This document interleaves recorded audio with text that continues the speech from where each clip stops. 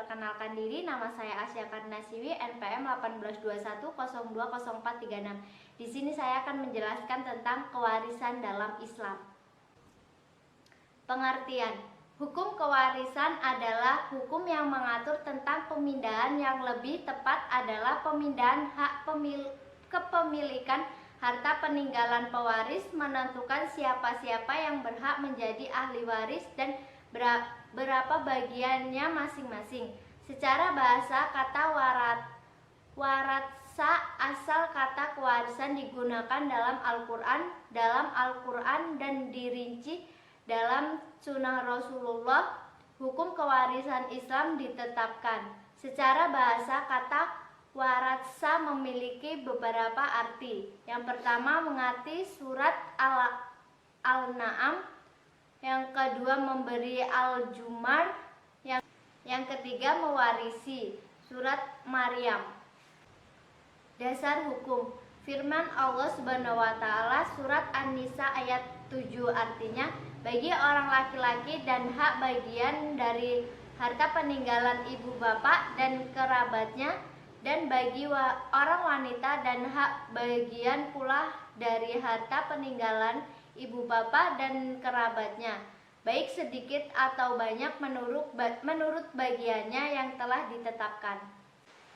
Selanjutnya ada rukun waris. Yang pertama muwaris, yaitu orang yang mewariskan dan meninggal dunia, baik meninggal dunia secara hakiki atau karena keputusan hakim dinyatakan mati berdasarkan beberapa sebab. Yang kedua maurus, yaitu harta peninggalan si mati yang akan dipusakai setelah dikurangi biaya perawatan, hutang-hutang, zakat, dan setelah digunakan untuk melaksanakan wasiat.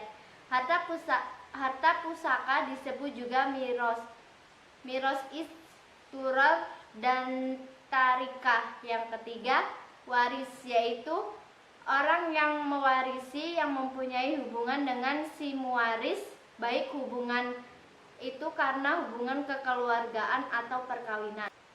Syarat-syarat mewarisi: waris mewarisi itu menyangkut harta benda, dan sebagaimana kita ketahui, harta benda itu mempunyai pemilik, jadi terdapat hak pemilikan yang penuh. Sekarang dengan jalan waris mewarisi itu akan terjadi peralihan pemindahan hak pemilikan atau hak milik. Oleh karena itu, untuk terjadi waris mewarisi di sini menurut hukum Islam terdapat syarat-syarat sebagai berikut. Yang pertama, muwaris atau orang yang meninggal dunia. Yang kedua, ahli waris yang masih hidup. Yang ketiga, hubungan kewarisan yang sah. Selanjutnya, sebab-sebab timbulnya kewarisan dalam Islam. Seorang dapat mewarisi harta peninggalannya karena 3 hal, yaitu yang pertama sebab hubungan kerabat atau nasab, yang kedua perkawinan, dan yang ketiga wa'ala, pemerdekaan budak. Adapun pada literatur hukum Islam lainnya disebutkan ada 4 sebab hubungan seorang dapat menerima harta warisan dari seorang yang telah meninggal dunia, yaitu yang pertama perkawinan, yang kedua kekerabatan atau nasab, yang ketiga wa'ala, memerdekakan budak, dan yang keempat hubungan sesama Islam. Yang terakhir adanya hilangnya hak waris mewarisi.